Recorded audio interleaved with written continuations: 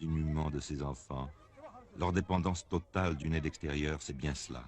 Cette crainte de voir la générosité se tarir quand leur tour viendra.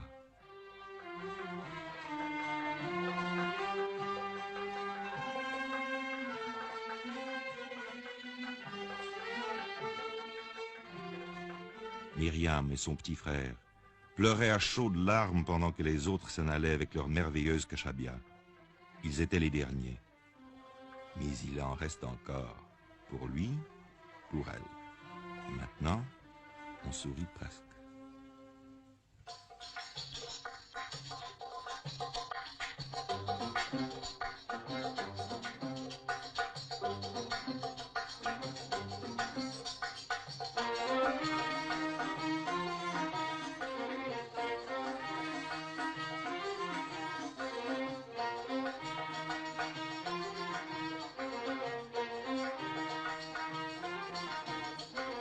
Voici ce qui a été fait.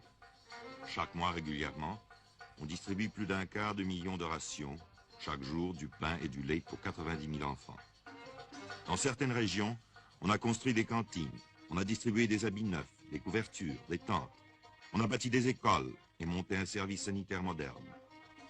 Cette opération a obtenu l'appui de 65 nations, grâce aux sociétés de la Croix-Rouge et du Croissant Rouge, de Lion et Soleil Rouge, aux agences bénévoles, aux contributions financières des gouvernements, des groupes privés ou de particuliers. D'un bout de l'année à l'autre, les dons venus du dehors sont rassemblés et les vêtements triés selon les tailles et les âges. Les sacs usagés qui ont servi au transport de la farine sont transformés en chemises et en vêtements.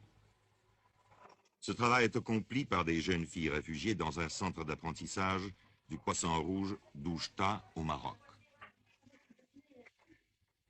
Le cours est très attentivement suivi par ces adolescentes. زيدي هكذاك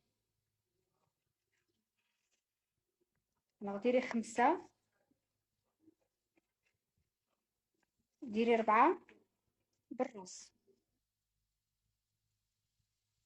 Le retour au pays natal est le seul avenir pour ces jeunes enfants et leurs parents.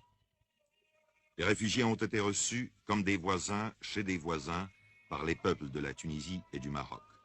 C'est la communauté internationale qui les aide.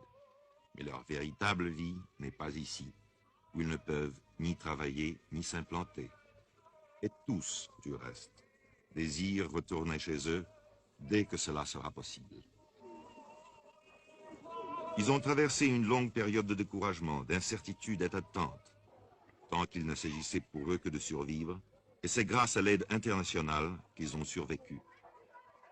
Cette aide internationale leur a aussi permis d'envisager l'avenir avec confiance, car ils savaient qu'ils n'étaient pas abandonnés.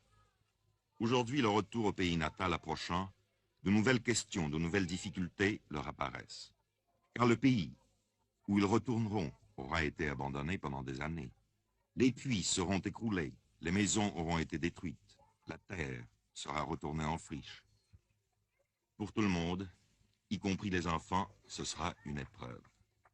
Il faudra donc continuer l'aide internationale jusqu'au moment de leur retour, afin qu'ils demeurent en bonne santé physique et morale pour aborder la période où ils devront entreprendre de reconstruire leur vie. L'aide internationale devra faciliter le passage de la vie oisive du réfugié au devoir sévère qu'exige la participation de chacun en tant que membre d'une communauté vivante. Un troubadour chante l'avenir à des enfants rassemblés.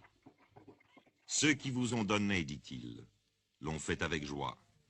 En retour, vous leur donnerez votre gratitude. Vous vous efforcerez d'oublier les temps amers et de faire en sorte que la compréhension puisse régner entre les peuples.